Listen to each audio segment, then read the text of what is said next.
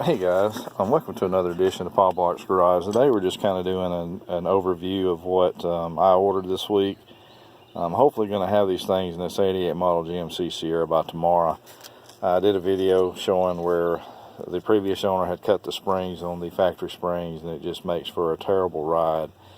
And so I ordered these through Summit. They're actually DJM suspension. That's the part number and the phone number and all. If y'all are interested, either order it directly through DJM or go through Summit. This kit actually came with some, let's see here, bump stops, I believe is what you call them, polyurethane bump stops, which I thought was pretty neat. $128 plus tax.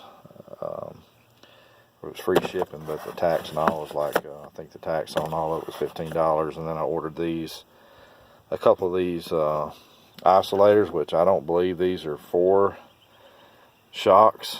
I believe these are for the struts because of the directions that are in here, which doesn't make no sense because when you look them up it says it's for my truck. And my truck doesn't actually have anything above the shock or below the shock, below the spring.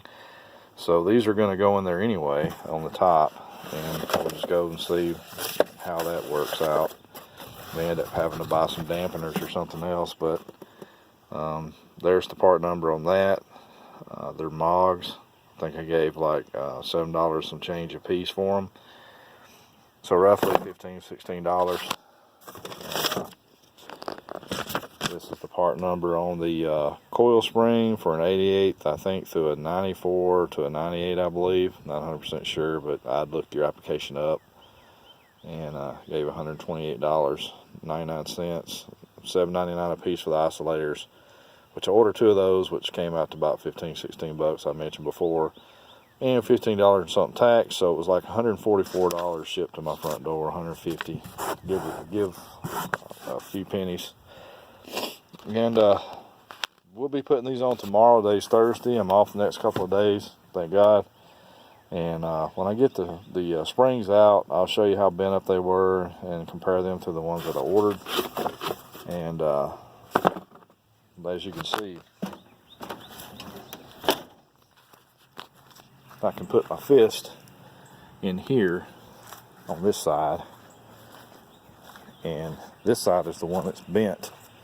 And even on level surface, I can't even begin to put my fist in there, even on level. So when I measured, it was like a 2-inch difference in ride height on both sides. And I just put brand new Monroe shocks in here.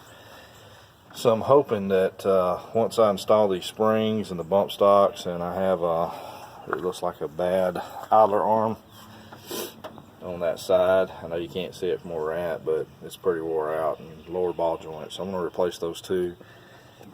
And probably either look at the idler arms and replace the boots with some polyurethane boots. I saw it at O'Reilly's in their performance section. And I honestly don't know what this part's called, which I've got an extra one that's better. But I don't know if that's an intermediate shaft or what this part right here is actually called. But I need this whole thing that bolts right here to here, slides inside there. That's pretty bad, and all I did was greased it, and I need to replace that. I've actually got one. The boot on the other one is busted, but it looks way better. It's not as bad as, or way gooder. It's not, which is that, better, gooder? Anyway, we got another one in there. It came with the original steering column. It came in this truck.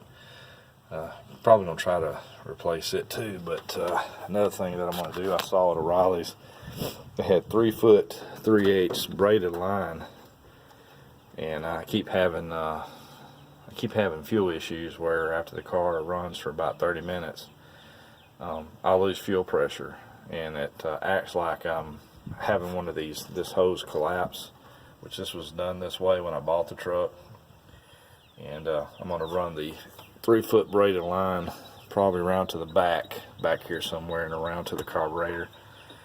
So maybe that'll help it get better fuel pressure. I'm thinking that the fuel is probably heating up and evaporating because it's sitting on the intake, sitting on the valve cover over here. And after about 30 minutes of running, I have a thermometer that people use for like heating and cooling, and it actually runs about 105 to 108 degrees, and they say that fuel will boil at 105 degrees Fahrenheit or less. And I don't know what I did with it. I was going to show you every time I get out of the vehicle. Here we go. I use one of these.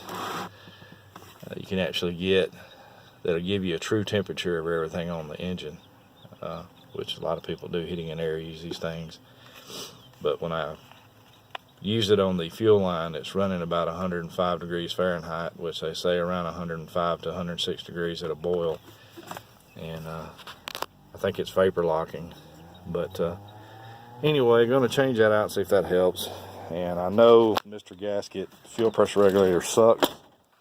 I'm aware of that, but I want to buy a complete kit that runs from the fuel pump all the way up here and mounted on the back firewall. I actually found one that's going to be about $140 bill for the kit that I want, that comes with the for this truck. Comes with the hoses and the regulator and fittings and stuff for an Edelbrock carburetor. I actually want to get another carburetor at one point in time. This is the Economy 1405, which for a performance engine, that kind of sucks. Although there's not a whole lot of performance to this engine, but I think a 1406 would be a better application for my current setup, seeing as it's not stock and it's a different motor anyway. But big whopping 255 horsepower factory for this 350 Vortec engine. But I do have a different aftermarket intake. It is carbureted, it does have headers, and it doesn't have any electronics on it, and it's got some delete stuff on it, air compressor delete and all that stuff. Anyway,